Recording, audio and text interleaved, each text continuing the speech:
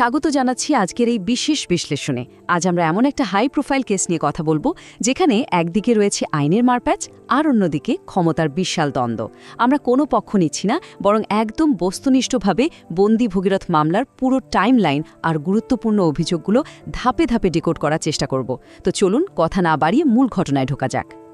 আজকের এই টাইমলাইনে আমরা মূলত যে বিষয়গুলো দেখব, রাজনৈতিক প্রেক্ষাপট থেকে শুরু করে অভিযুক্তের আগের বিতর্ক, এরপর নাবালিকার সাথে পরিচয়ের ঘটনা, তারপর সেই টান টান আইনি লড়াই, গ্রেফতারের নাটকীয়তা আর সবশেষে ক্ষমতার অপব্যবহারের মতো গুরুতর অভিযোগগুলো। তো প্রথমেই চলুন এক নজরে এই কেসের রাজনৈতিক প্রেক্ষাপট আর পাবলিক ইমেজটা একটু বুঝে নিই। দেখুন, অভিযুক্তের বাবা কিন্তু সে ব্যক্তি নন। তিনি বন্দী সঞ্জয় কুমার, একজন বিশিষ্ট নেতা যিনি সদ্য স্বরাষ্ট্র প্রতিমন্ত্রী হিসেবে দায়িত্ব পেয়েছেন। জনসমক্ষে তিনি সবসময় রামরাজ্য বা একটা সুশৃঙ্খল ও আদর্শ সমাজের কথা প্রচার করে নিজের বেশ শক্ত একটা ইমেজ তৈরি করেছেন। আর ঠিক এই কারণে সমাজের মানুষের কাছে এই পরিবারের শৃঙ্খলা আর আদর্শ নিয়ে প্রত্যাশাটাও ছিল আকাশ ছোঁয়া। এবার আসি দ্বিতীয় পয়েন্টে, ভগীরথের অতীতের কিছু বিতর্কের কথায়। এখানে একটা বেশ অদ্ভুত কন্ট্রাস্ট দেখা যায়। একদিকে বাবার এমন কড়া আর সুশৃঙ্খল রাজনৈতিক ইমেজ, আর অন্যদিকে ছেলের কিন্তু বেশ একটা বিতর্কিত অতীত রয়েছে। মাহিন্দ্রা ইউনিভার্সিটিতে পড়ার সময় ভগীরথের বিরুদ্ধে রীতিমতো শারীরিক নিগ্রহের অভিযোগ উঠেছিল। কিন্তু আশ্চর্যের বিষয় কি জানেন, সে সময় ব্যাপারটাকে স্রেফ বাচ্চাদের মারামারি বলে একেবারে উড়িয়ে দেওয়া হয়েছিল।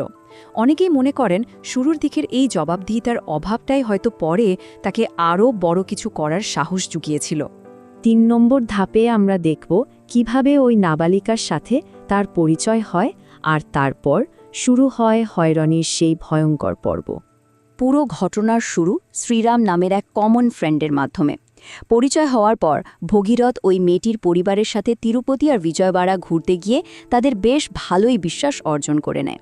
কিন্তু আসল বিপত্তিটা বাধে ৩১শে ডিসেম্বর। মৈনাবাদের অনন্যা ফার্ম হাউসে একটা 31st নাইট পার্টি চলছিল। অভিযোগ অনুযায়ী সেখানেই জোরপূর্বক শারীরিক নিগ্রহ এবং এরপর চরম মাত্রায় মানসিক ম্যানিপুলেশনের শিকার হয় মেয়েটি। আর মাথায় রাখবেন, ঘটনার সময় ওই ভিকটিমের বয়স ছিল মাত্র 17 বছর। এই ঘটনার পর মেয়েটির মানসিক অবস্থা এতটাই বিপর্যস্ত হয়ে পড়েছিল যে সে মারাত্মক ট্রমা আর ডিপ্রেশনে চলে যায়। এমনকি জানুয়ারি মাসে সে দুবার আত্মহত্যারও চেষ্টা করে। কিছুটা স্বাভাবিক হতে তার প্রায় ৩ মাস সময় লেগেছিল। কিন্তু প্রশ্ন হল, পরিবার হঠাৎ করে আইনি ব্যবস্থা নিল কেন?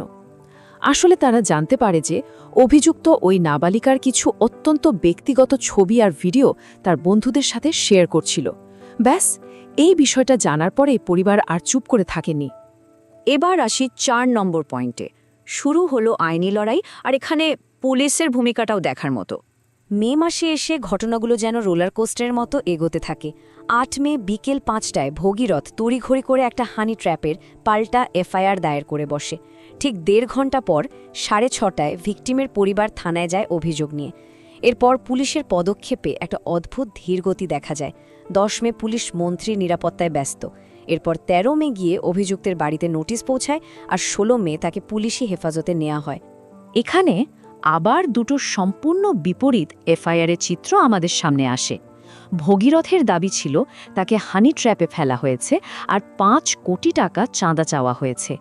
অন্যদিকে ভিকটিমের এফআইআরে পরিষ্কার করে নাবালিকা অবস্থায় হয়রানি এবং পক্সো আইন ভাঙার কথা বলা হয়।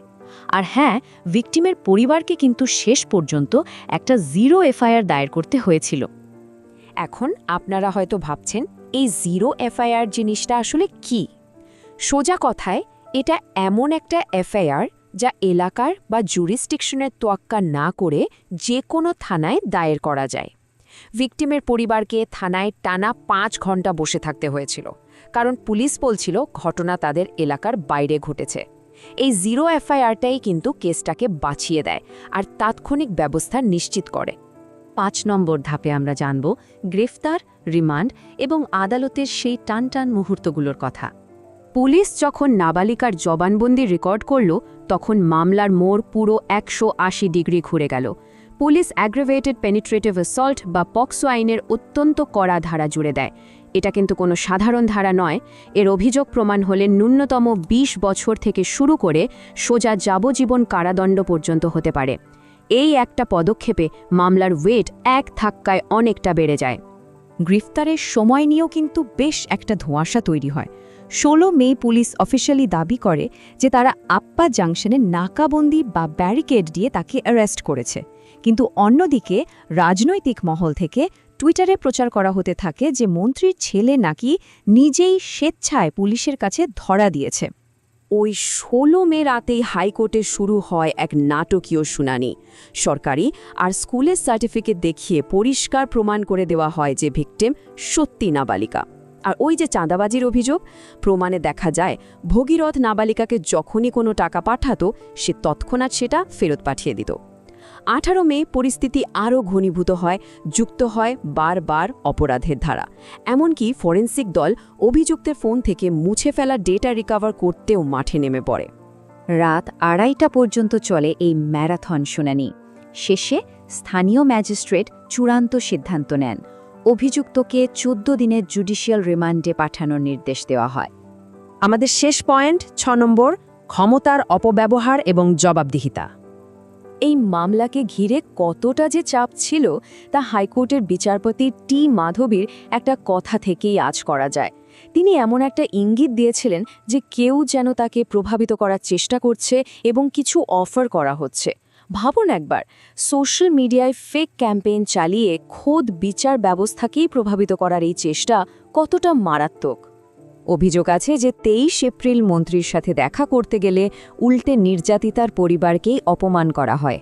অনলাইনে পয়সা দিয়ে ইনফ্লুয়েন্সারদের লাগিয়ে রীতিমতো ভিকটিম শেমিং ক্যাম্পেইন চালানো হয়। পরিস্থিতি এতই উত্তপ্ত হয়ে ওঠে যে রাজ্যের মুখ্যমন্ত্রী প্রকাশ্য মঞ্চ থেকে মন্ত্রীকে তার ছেলেকে পুলিশের হাতে তুলে দেবার আহ্বান জানান। এমনকি মামলার তদন্ত যাতে কোনোভাবে প্রভাবিত না হয় সেজন্য ভিকটিমের আইনজীবী খোদ প্রধানমন্ত্রী আর রাষ্ট্রপতির কাছে চিঠি লিখে মন্ত্রীকে পদ থেকে সরানোর আবেদন পর্যন্ত করেছিলেন। তো আমরা দেখলাম কিভাবে ঘটনা প্রবাহ, পাল্টা এফআইআর, আদালতের লড়াই আর চারপাশের প্রবল চাপ এই কেসটাকে একটা অন্য মাত্রায় নিয়ে গেছে। সবকিছু বিশ্লেষণ করার পর শেষে গিয়ে ওই একটাই বড় প্রশ্ন আমাদের সামনে এসে দাঁড়ায়, রাজনৈতিক প্রভাব কি সত্যিই ন্যায় বিচারকে নিয়ন্ত্রণ করতে পারে? আমরা তো সোর্স থেকে পাওয়া তথ্যগুলো আপনাদের সামনে তুলে ধরলাম, কিন্তু রাজনৈতিক ক্ষমতা বনাম ন্যায় বিচারের এই লড়াইটা নিঃসন্দেহে অনেক কিছু ভাবায়। আজকের এই বিশ্লেষণে আমাদের সাথে থাকার জন্য অনেক ধন্যবাদ। এভাবেই নতুন কিছু জানার আগ্রহ নিয়ে প্রশ্ন করতে থাকুন। দেখা হবে পরের কোনো বিশ্লেষণে।